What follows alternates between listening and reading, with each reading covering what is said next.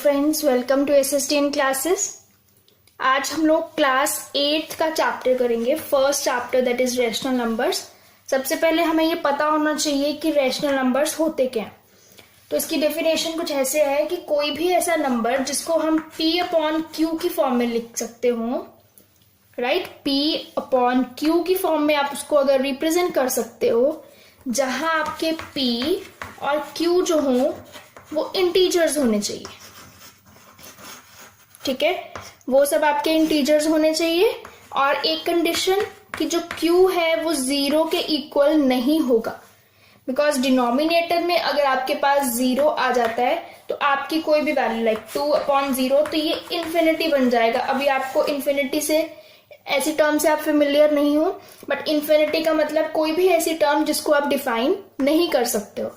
तो डिनोमिनेटर में जब आपके पास 0 आ जाए तो वो टर्म डिफाइन नहीं होगी, राइट। तो रैशनल नंबर्स को कैसे डिफाइन किया जाएगा? कोई भी ऐसा number which can be written in form of P/Q where P and Q are integers and Q is not equals to 0, right. ये आपके पास रैशनल नंबर्स की डेफिनेशन रहेगी और आपको एज इट इज लर्न भी करनी है, बट उसको क्रैम नहीं करना, उसको समझ के करना है।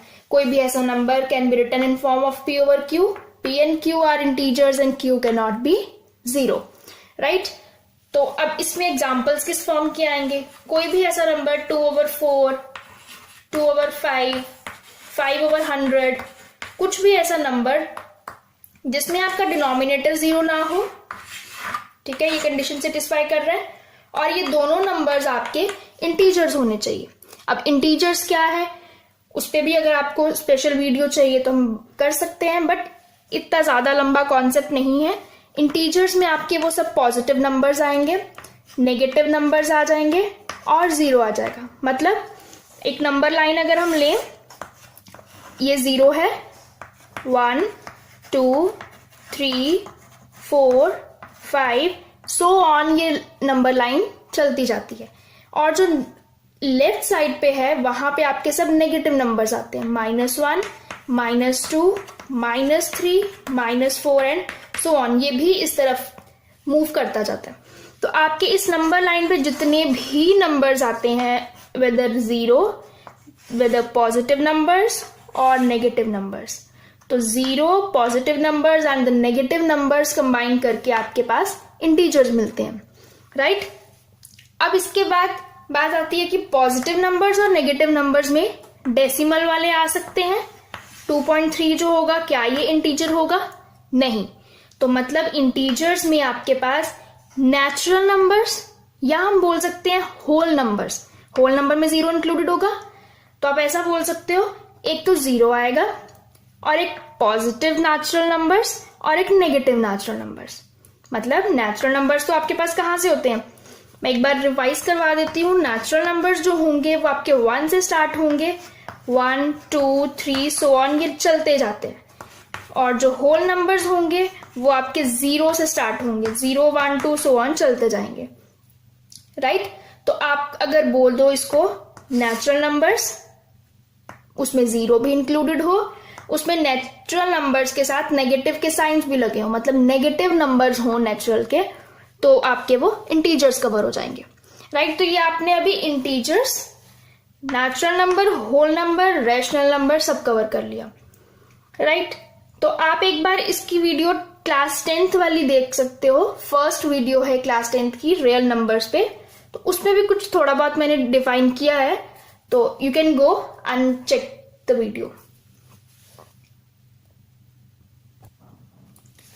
अब आपके चैप्टर की टर्म्स पे आते हुए, सबसे पहले आपकी टर्म होगी यहाँ एडिटिव इनवर्स। एक ऐसी टर्म से आप एडिटिव इनवर्स। अब एडिटिव इनवर्स क्या होगा?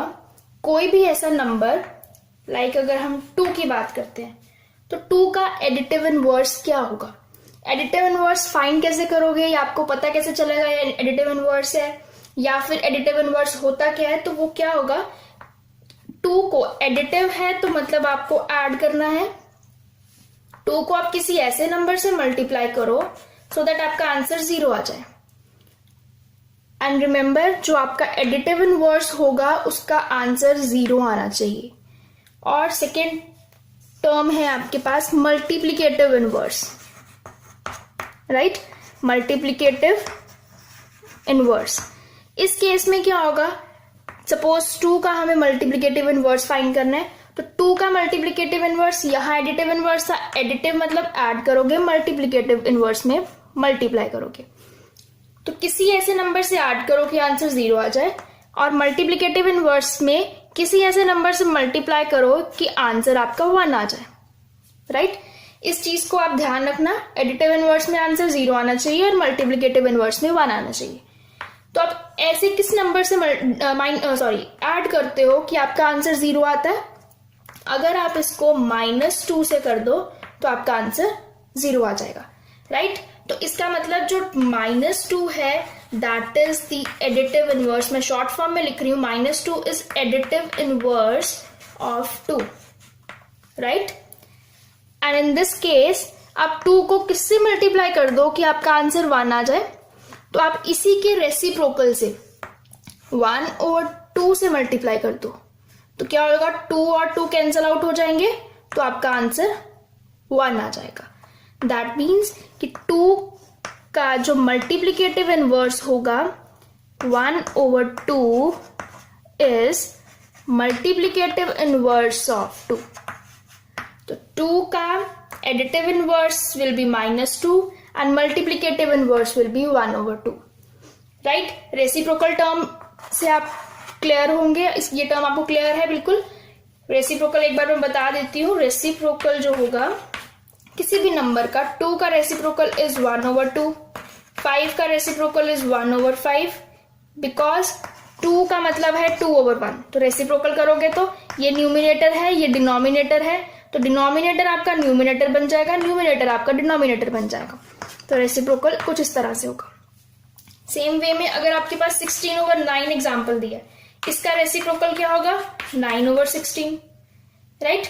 मतलब सिंपल नंबर दिया है तो उसका डिनोमिनेटर आपके पास हमेशा 1 रहेगा, और रेसिप्रोकल करने पे आपको वो 1/that नंबर मिल जाएगा, राइट। तो आपने इसमें एडिटिव इनवर्स भी कवर कर लिया और मल्टीप्लिकेटिव इनवर्स भी कवर कर लिया। तो अगर हम इसकी जनरल फॉर्म देखें एडिटिव इनवर्स की, तो आप कैसे फाइंड करोगे, कोई भी एक नंबर है a, उसका एडिटिव इनवर्स कैसे आएगा, -(a) = 0, ठीक है। ये आपके पास जनरल फॉर्म रहेगी एडिटिव इनवर्स की। वेराइज जो मल्टीप्लिकेटिव इनवर्स होगा उसमें आपके पास आएगा a × 1/a = 1, राइट। किसी भी नंबर को उसके रेसिप्रोकल से मल्टीप्लाई करोगे तो आंसर 1 आएगा। तो ये multiplicative inverse and this is additive inverse. अब नेक्स्ट है प्रॉपर्टीज। जब आप रैशनल नंबर्स करते हो तो उनमें कौन कौन सी प्रॉपर्टीज अप्लाई हो सकती हैं। अब वो प्रॉपर्टी, सबसे पहले एक कॉम्यूटेटिव प्रॉपर्टी आएगी। कॉम्यूटेटिव प्रॉपर्टी में क्या होगा, अगर आप 2 कोई नंबर्स ले रहे हो, सपोज 2 और 3, ये अगर रैशनल नंबर्स को बिलोंग कर रहा है, क्यों रिप्रेजेंट करता है रैशनल नंबर्स को, तो 2 और 3 अगर रैशनल नंबर्स है, अब रैशनल नंबर्स आप बोलोगे कि रैशनल नंबर्स तो p/q की फॉर्म के थे, बट ये तो p/q की फॉर्म में नहीं है, बट डिनोमिनेटर में यहाँ पे 1 तो है। ये कोई भी सिंपल नंबर है तो उसके डिनोमिनेटर में कुछ ना दिया हो तो मतलब 1 है, तो इसको लिखा जा सकता है p/q की फॉर्म में, तो ये एक रैशनल नंबर है। तो ये दोनों अगर रैशनल नंबर को बिलोंग कर रहे हैं, मतलब ये दोनों एलिमेंट्स रैशनल नंबर के हैं, तो आप क्या कर सकते हो, मैं अभी इसको 2/1 की फॉर्म में लिख रही हूं, बट आप इसको 2 ही लिख सकते हो। दोनों को जब आप ऐड करोगे, चाहे आप इसको इस ऑर्डर में करो या फिर इसको इस ऑर्डर में करो, पहले कोई भी नंबर आ जाए, it doesn't matter, answer will remain the same, right. अगर हम इसमें फ्रैक्शंस को ना इंक्लूड करें तो आपकी एडिशन भी डायरेक्ट हो जाती है। 2 + 3 will be 5, 3 + 2 will also be 5, right. अब ये तो हमने सिंपल देख लिया जिसमें डिनोमिनेटर 1 था। एक और एग्जांपल लेते हैं। अगर आपके पास 2/3 है और 4/5 है, अगर ये दोनों नंबर्स रैशनल नंबर्स को बिलोंग कर रहे हैं तो क्या इनमें कॉम्यूटेटिव प्रॉपर्टी होल्ड करेगी, मतलब कॉम्यूटेटिव प्रॉपर्टी को ये सेटिस्फाई करेंगे। वो कैसे होगा? अगर इसको इससे प्लस करो और इसको इससे प्लस करो, ऑर्डर सिर्फ चेंज कर दो तो आंसर आपका सेम आ जाए। तो वो करके देखना पड़ेगा। 2/3 प्लस 4/5 ये कैसे ऐड होगा? इसमें सबसे पहले आपको एलसीएम लेना पड़ेगा। 3 और 5 का एलसीएम क्या आ जाएगा? 15, राइट। अब कैसे इसमें एडिशन होगी? सबसे पहले आप चेक करोगे कि 3 को 15 से डिवाइड करके क्या आंसर आएगा? 5। वही 5 जो होगा वो आपके न्यूमिनेटर से मल्टीप्लाई हो जाएगा, right. Sign is plus. Same way में 5 को 15 से डिवाइड करोगे तो आंसर विल बी 3 और वो आपका न्यूमिनेटर से मल्टीप्लाई हो जाएगा, ठीक है। तो इसकी कैलकुलेशन करने पे आपके पास 10 प्लस 12/15, दिस विल बी 22/15। अब अगर आप इसको 4/5 प्लस 2/3 कर लेते हो तो एलसीएम में क्या आ जाएगा? 15। 5 इंटू 3 होता है, या 5 को 15 से डिवाइड करने पे 3 आता है, मल्टीप्लाइड बाय न्यूमिनेटर, प्लस 3 को 15 से डिवाइड करोगे तो आंसर विल बी 5, मल्टीप्लाई हो जाएगा वो न्यूमिनेटर से। तो 12 plus 10/15, this will again give you 22/15।